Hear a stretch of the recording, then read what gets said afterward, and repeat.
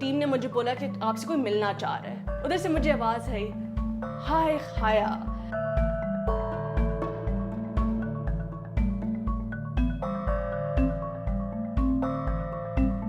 اور جیسے ہی وہ اس نے یہ بولا تو میں رونے شروع ہو گئی.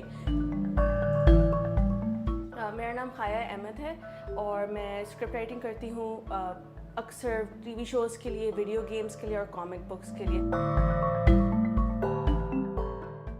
یہ اسپیشل ایشو ہے مس مارول کا, کیونکہ اس میں میری کریٹیو کنٹرول تھوڑی سی زیادہ تھی. اس میں جو سب سے کول بات تھی, جب وہ ولورین سے سب سے پہلی دفعہ ملتی ہے تو ہم نے سوچا کہ کس طرح کریں گے یا کس طرح یہ ریئیکٹ کرے گی. تو پھر میں نے کافی ان کی ہیلپ کی کہ یہ اس طرح ریئیکٹ کرے گی یا اس طرح بولے گی, اور کافی فنی سا ایک سینیریو تھا, کافی ہیومن سا سینیریو تھا کہ اگر میں ملوں ولورین سے تو میں کس طرح ریئیکٹ کروں گی. تو ہم نے بالکل اسی طرح کر کے پھر کمالا کا ریئیکشن ڈالا. ہم نے نہیں سوچا تھا کہ کمالا سکسیزفل ہوگی. ہم نے تو بس سوچا کہ ٹھیک ہے, کامک نکل آیا, 1-2 ایشوز کے بعد یہ کینسل ہو جائے گا, لوگوں کو پسند نہیں آئے گی. ہمیں نہیں پتا تھا کہ اس طرح کا ریئیکشن ملے گا. تو میں چاہتی ہوں کہ جو میں کیریکٹرز بناؤں وہ ہمارے کلچر کو سیلیبریٹ کریں اور دکھائیں کہ بھئی دیکھو ہیں اس طرح کی نیگیٹو کیریکٹرز, کہ دیکھو یہ بھی کیریکٹرز ہیں جو اصل ڈپکشن ہے پاکستان کے بارے میں اور پاکستان کے کلچر کے بارے میں.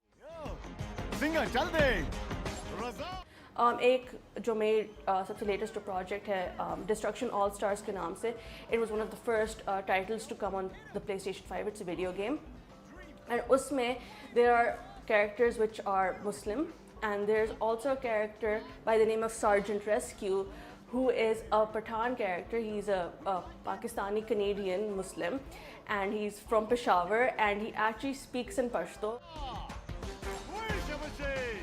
We did it. I come from a family of noble.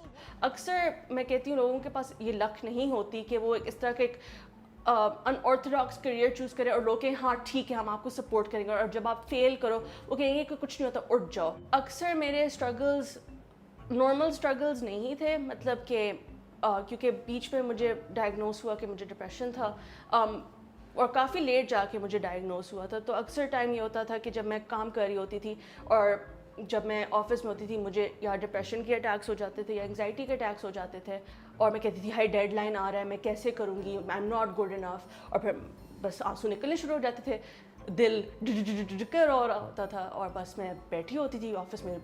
میرے ہسبینڈ کافی سپورٹیو تھے, انہوں نے مجھے ریفر کیا ٹو سائیکالوجسٹ. میں ادھر گئی, I had therapy, I learned how to control my depression and my anxiety.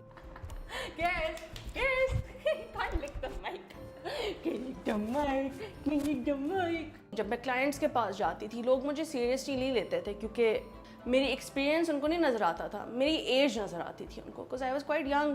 5 years into my career مجھے ایک بندے نے بولا who had entered the market later than I had, تو technically I was senior to him, لیکن اس نے مجھے بولا باجی جی آپ کو کچھ نہیں پتا.